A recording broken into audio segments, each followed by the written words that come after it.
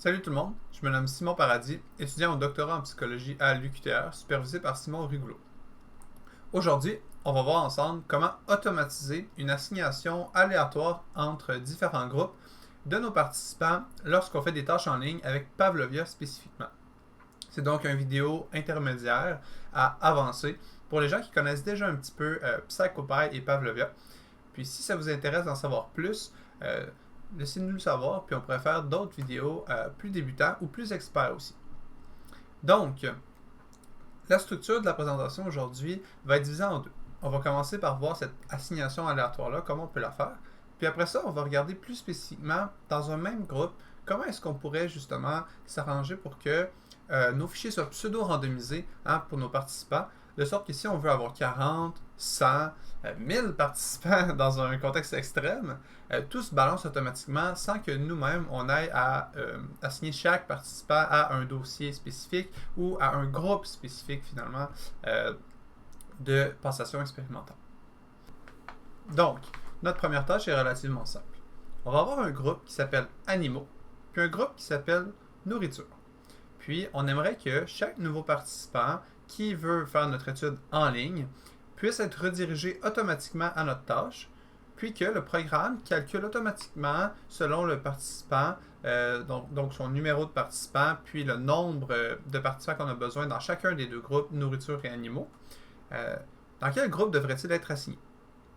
Et quelle est la tâche? Pour finalement garder une vidéo assez succincte, c'est une tâche très simple où un nom va être écrit avec une certaine couleur et puis on va devoir finalement cocher de quelle couleur est le mot. Donc vous comprendrez bien qu'ici on a chat jaune, donc nous serions dans le groupe animaux. Mais nous pourrions avoir un autre nom comme par exemple spaghetti. À ce moment-là, on serait dans le groupe nourriture. Je vais vous montrer comment est-ce qu'on peut assigner finalement un participant à un des deux groupes automatiquement. Donc, je vous invite à regarder ici. Ça va être ici que tout le contrebalancement va se faire. Donc, nous sommes présentement dans l'option capsule 1A. C'est ce qu'on regarde en ce moment dans notre vidéo ici. Et donc, je vous ai dit tantôt qu'on allait avoir deux groupes. Donc, la nomenclature ici, lorsqu'on a des groupes, ça peut être par exemple groups. Et puis, entre crochets, on spécifie le nom de nos groupes. Puis après ça, on dit group sizes. Puis après ça, on spécifie le nombre de participants qu'on veut dans chacun des groupes. Et c'est bien important de comprendre qu'ici, animaux, c'est le premier groupe qu'on a défini. Et donc, le premier 1, c'est la valeur attitrée aux participants qu'on aimerait avoir dans le groupe animaux. Pour la nourriture, ça va être la deuxième valeur ici. Si on part la tâche, on voit ici, vous êtes dans le groupe animaux. Pesez sur espace pour continuer. Et donc là, on voit girafe, on clique sur bleu, chien, rouge, chat, jaune, serpent, blanc, par exemple. Et là, on aurait compté comme un participant, on va aller voir ce qui arrive à notre group size. Voyez-vous, on avait spécifié une personne par groupe en fait, puis là, comme la personne est passée, le groupe animaux n'existe plus. Maintenant, le groupe nourriture. Voyez-vous, hamburger, spaghetti.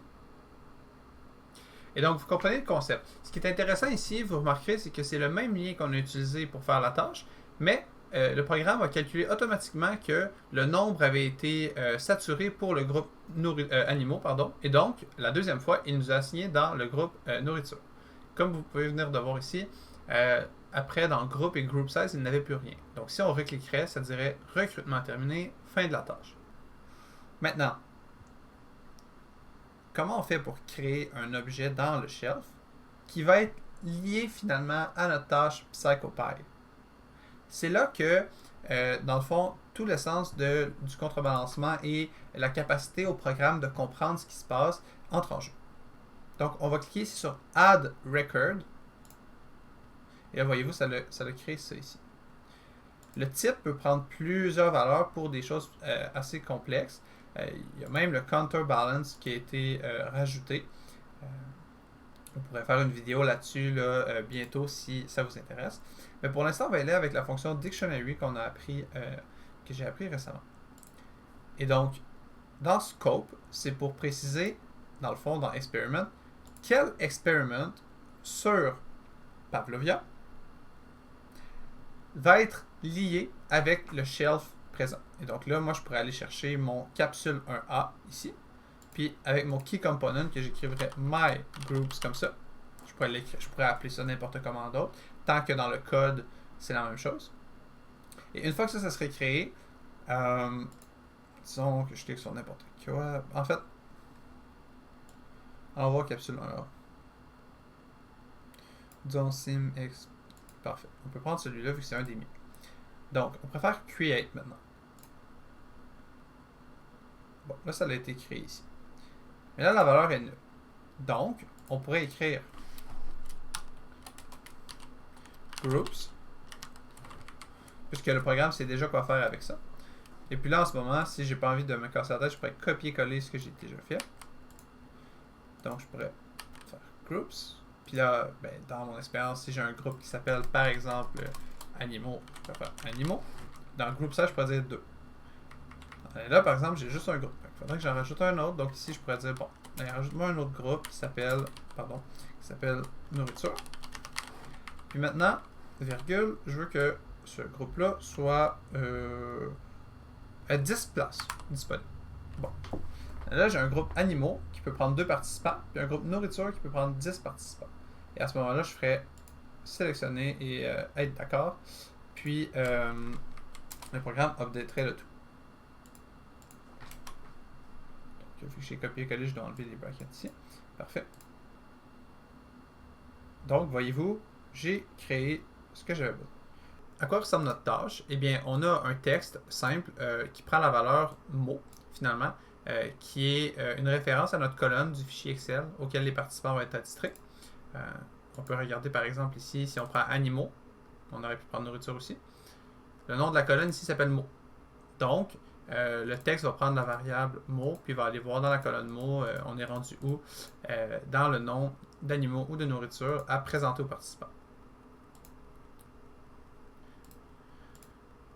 À ce moment-là, on demande ensuite, est-ce que c'était rouge, blanc, bleu ou jaune, comme vous l'avez vu tout à l'heure. Puis la bonne réponse est dans l'autre colonne là, que je viens de vous montrer. Donc, comment on fait pour finalement voir si nos participants vont voir le fichier animaux ou nourriture? On a une variable qui s'appelle choix fichier qui va être ici référencée dans conditions. Donc, la condition pour faire les boucles de chacune des lignes de notre fichier Excel, à place d'avoir un nom, donc par exemple animaux.xlsx pour le fichier Excel, en fait, ça va être une variable textuelle qui va être en référence ici. Notre variable textuelle, elle est définie au début de l'expérience dans un objet code, ça compare toujours, qui est référencé comme étant nul au début. Puis ensuite, on lui dit, prends la valeur de counterball.group et rajoute l'extension xlsx, donc Excel. Donc, ce que ça va faire, c'est que counterball.group peut prendre la valeur animaux ou nourriture, parce qu'on se rappelle, ici, si on va dans Dashboard, Shelf, ce qu'on a regardé tout à l'heure, capsule 1A qui est maintenant rendue ici. Par exemple, tantôt on avait 1 puis 1 dans le group size, si on a 7 puis 8 maintenant, parce que je l'ai changé tout à l'heure, animaux ici, puis nourriture ici, c'est les noms qui vont aller être cherchés par la variable que je viens de vous montrer ici, là, counterball.group.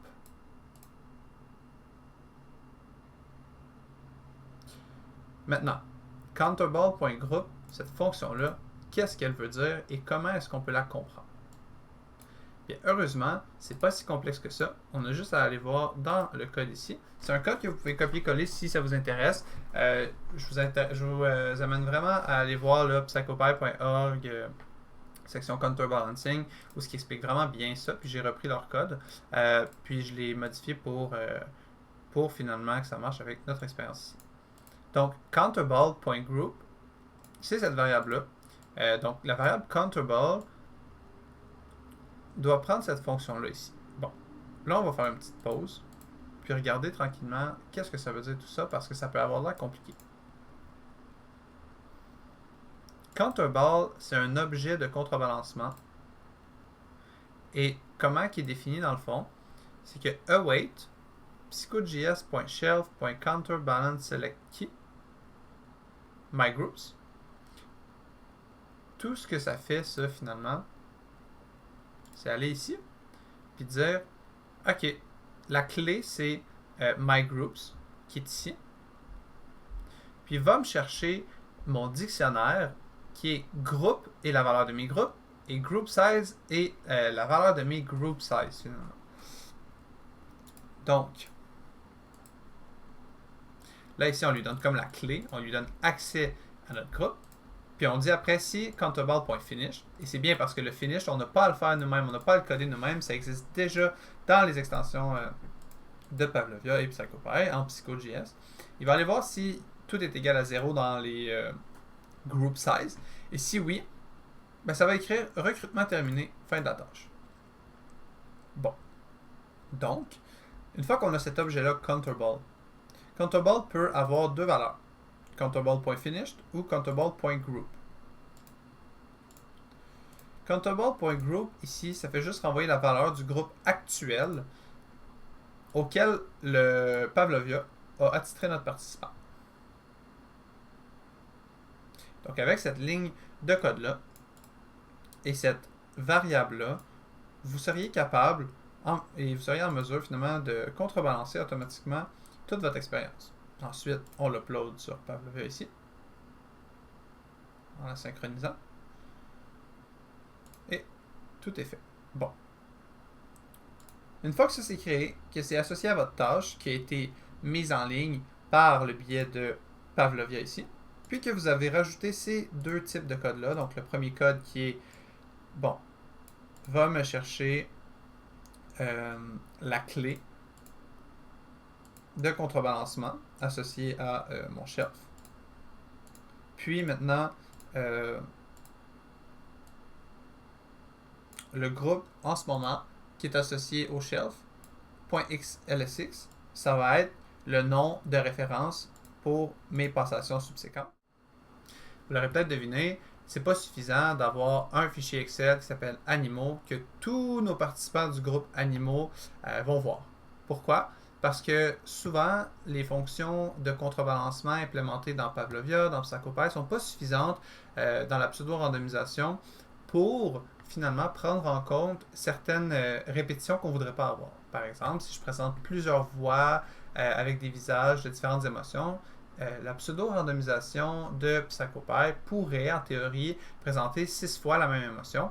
Et peut-être que moi, comme chercheur, j'ai pas envie d'avoir un effet là, associé à des présentations émotionnelles qui sont répétées de manière beaucoup trop intense comparée à d'autres. Selon le numéro de mon participant, je vais lui attitrer un numéro de fichier à l'intérieur d'un même groupe qui est finalement les mêmes stimuli présentés avec les mêmes conditions expérimentales, mais dans un ordre différent qui respecte mes conditions à moi. Par exemple, dans mon cas, ne pas avoir 6 fois la même émotion. J'ai écrit une tâche qui demande finalement de dire si l'image est bleue ou rouge. Et puis, on peut être dans un groupe qui montre seulement des stimuli qui sont vivants versus un groupe qui montre des stimuli qui ne sont pas vivants. Allons voir maintenant à quoi ça peut ressembler sur PsychoPy et Pavlovia. Donc, on a la même logique de shelf ici. On va prendre la capsule 1B cette fois-ci. Dans le shelf, la capsule 1B est ici. Vous voyez, j'ai encore ma clé MyGroups. Et donc, la ligne de code que je vous ai présentée tout à l'heure pour faire l'association avec le MyGroups, puis le countable.group, c'est la même chose. Maintenant, mes groupes, à place de s'appeler animaux et nourriture, s'appellent alive et not alive, comme je viens de vous dire. Et là, par exemple, j'ai 8 personnes dans alive à passer encore et 9 personnes dans not alive à passer encore. Bien sûr, c'est des exemples fictifs. Bien, ici, si par exemple, je me pratique, puis on va voir à quoi ça peut ressembler. On me dit, vous êtes dans le groupe qui verra des images du groupe not alive. Naturellement, avec une vraie participante ou un vrai participant, on ne mentionne pas ça, mais c'est pour vous montrer que le programme est capable spécifiquement de trouver quel fichier va être attitré à quel participant. Et donc, pour les gens plus expérimentés, vous me voyez déjà venir en voyant cette slide-là, mais permettez-moi quand même d'expliquer plus en détail ce qui se passe. Donc, non seulement le groupe Not Alive est le groupe qui m'a été attitré, Mais aussi maintenant, on lui demande de trouver quel fichier Excel dans la condition Not Alive je devrais voir pour s'assurer que chaque personne dans mon groupe Not Alive voit des fichiers contrebalancés différents pour pas qu'on ait des effets finalement d'ordre qui influencent nos résultats expérimentaux. Bon, là je pèse sur espace pour continuer. On va regarder très rapidement, sommairement, à quoi la tâche peut ressembler. Donc, not alive, ça veut dire que je vois des objets qui ne sont pas vivants. Donc, est-ce que c'est bleu, rouge, rouge, bleu, rouge, rouge, bleu, rouge.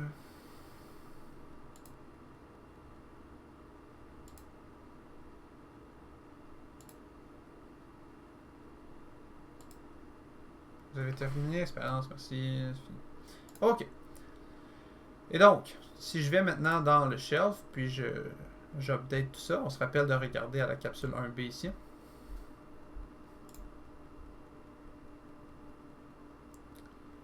On avait tout à l'heure dans le 1B 8 et 9. Et comme j'ai été attitré au groupe Not Alive, parce que le groupe Not Alive était plus grand que le groupe Alive, et bien maintenant c'est rendu 8 et 8. Donc ma participation a fait baisser dynamiquement de 1, sans que j'aille le spécifier dans le code, parce que Pavlovia nous permet finalement de le faire automatiquement. C'est super. Si j'avais été dans le groupe Alive, on aurait vu des images ici comme ça, par exemple, de lapins, de butterfly, de papillons, crocodiles, etc.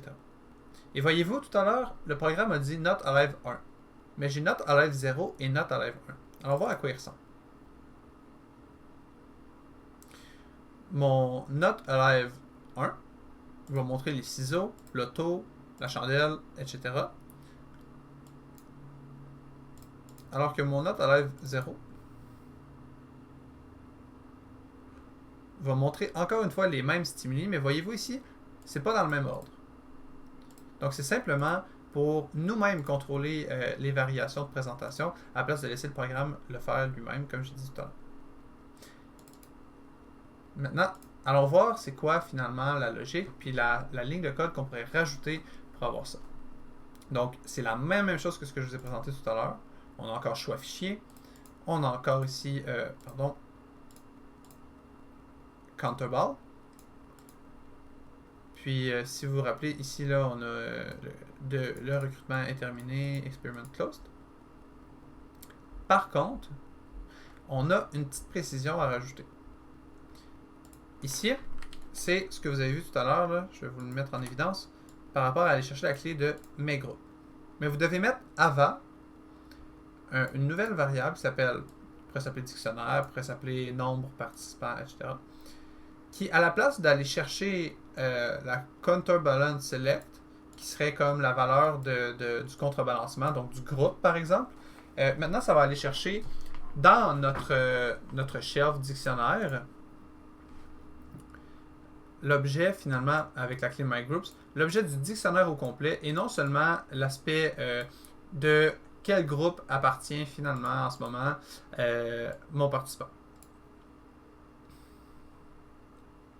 Maintenant ici, le if, c'est simplement pour dire si le contrebalancement est terminé, on ne va pas aller chercher le numéro de mon participant en ce moment, etc. parce que j'ai plus besoin de participants, donc on va quitter l'expérience. Mais sinon, si ce n'est pas le cas, mon numéro de participant va être équivalent à finalement mon objet dictionnaire que j'ai défini ici. Puis honnêtement, si vous voulez simplement réussir à faire du contrebalancement et de la pseudo-randomisation comme ça, vous n'avez pas nécessairement besoin de comprendre la logique que je vais expliquer, mais ça peut aider des fois si on a des petits bugs pour débugger là, à comprendre la base de la logique. Mais normalement, vous pourriez juste copier-coller ça ici avec le nom de la variable de votre choix. Puis l'idée de psychojs.shelf.getDictionaryFieldValue, ça c'est quelque chose qui existe déjà, c'est une fonction qui va aller chercher notre objet dictionnaire, donc ce qu'on a regardé ici, là, dans un B ici, ça c'est notre objet dictionnaire au complet. Puis on va aller chercher finalement le numéro de notre participant. Alors que tout à l'heure, le get group counterball qu'on a vu, la ligne de l'expérience 1, puis la ligne, pardon, je fais beaucoup d'allers-retours, mais c'est pour bien comprendre. La ligne ici va s'occuper plus d'aller chercher les valeurs de groupe ici. Là. Donc, est-ce que c'est terminé ou sinon, dans quel groupe est-ce qu'on appartient? mais il ne peut pas nous renvoyer, par exemple, quel est le numéro de mon participant. Et donc, ça nous prend une autre façon de s'y rendre, et c'est en allant chercher toute la valeur de notre dictionnaire qui est définie ici. Donc, en espérant que vous me suivez toujours, await.psycho.js qui va prendre le dictionary field value avec la clé mygroups ici. Ça va nous renvoyer tout notre code que vous venez de voir avec le 8 et le 9 ou le 8 et le 8 dans nos numéros de groupe. Donc, nbpart est égal à dictionnaire à la position group sizes et à la position finalement du nom de mon groupe. Donc, qu'est-ce que ça veut dire en fait tout ça? C'est, ben, moi j'ai deux group sizes, 8 et 9, ou vu que j'ai participé maintenant à 8 et 8. Maintenant, il faut savoir, ok, mais le group size 8 associé à mon groupe Alive n'est pas nécessairement toujours le même que mon group size associé à mon groupe Not Alive. Donc, ce que cette ligne-là fait, c'est, elle dit, va me chercher dans quel groupe appartient mon participant et quelle est la valeur, finalement, de la grosseur du groupe auquel il est rendu. Donc, par exemple, ça pourrait être 8. Ben, à ce moment-là, je pourrais dire, bon, ben, mon choix fichier, une valeur quelconque que j'appelle choix fichier, vaut mon groupe plus un chiffre aléatoire plus .xlsx. Et donc là, nous, comme on l'a codé, le chiffre aléatoire peut faire en sorte que ça vaut 2, que ça vaut, 0 ou 1. Donc, ça l'associe finalement les chaînes de caractères ici comme étant, par exemple, alive plus 0 plus xlsx ou alive plus 1 plus xlsx. Et qu'est-ce que ça fait tout ça? C'est que ça, c'est notre nouveau nom de choix fichier. Comme vous avez vu tantôt, la variable choix fichier ici qui définit quel fichier Excel j'ai sélectionné. Et maintenant, pourquoi est-ce que ça peut donner seulement 0 ou 1 comme ici, puis aller chercher parfaitement le nom qu'on veut? C'est qu'on a utilisé la fonction modulo. J'ai dit que c'était aléatoire pour pas non plus créer une surcharge cognitive, mais en fait, cette expression-là de modulo, c'est que ça renvoie des restants d'une division. Donc, si je veux 10 participants, par exemple, ici, puis que j'ai, disons, 2 fichiers contrebalancés, ben, si mon numéro de participant est 10, 10 modulo 2, donc quand je divise 10 par 2, est-ce que ça peut me donner un chiffre entier? Ça donne 5. Donc, il n'y a pas de restant d'une division. Donc, 10 modulo 2 donne 0. Donc, ce que ça ferait, c'est mon nom de groupe, ajoute 0 à la fin et xlsx à la fin. Donc, ça pourrait dire alive 0 xlsx. Ce qui est possible, hein? Ça existe ici. Ensuite, si mon participant, par exemple, est rendu le numéro 9, eh bien, 9 modulo 2, ça donne 1. Pourquoi? Parce que 9 divisé par 2, ça donne un chiffre qui, malheureusement, ben pas malheureusement, mais qui ne donne pas un nombre entier. Et puis, on pourrait le voir comme étant les restes entiers d'une division. Donc, 2 rentre 4 fois dans 9 entièrement, et il reste 1 à la suite. Donc, 2 fois 4 donne 8. 9 moins 8 donne 1. Finalement, j'espère vraiment que cette vidéo-là vous a aidé ou vous a inspiré pour faire plus de tâches en ligne ou pour développer des tâches en ligne qui prennent moins de temps de votre temps personnel pour le recrutement. Si vous avez plus de questions, vous pouvez nous envoyer un courriel à simon.paradis@commercialuqtr.ca ou sinon, allez voir les liens suivants que je recommande fortement pour mieux comprendre tout ce qu'on a couvert aujourd'hui. Merci beaucoup et peut-être à la prochaine.